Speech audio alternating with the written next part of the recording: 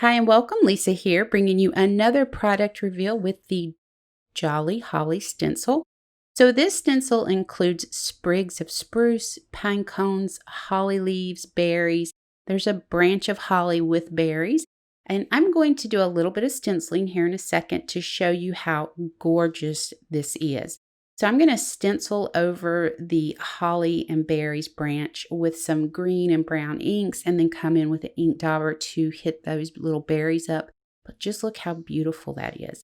Now, I do want to take the time to explain one of the little details here on the stencil. So once you stencil your holly leaves, there's 3 lines here in the corner, and you use those in the center of your holly leaves. There's a large, medium, and small, so you're going to have one for your largest leaf that I'm working on here, and then there's a group of 2 medium-sized leaves, and then of course you have the smaller ones on the branch, and that's what that smallest line is for. But I can't wait for you to see this detail. That is such an awesome detail for this.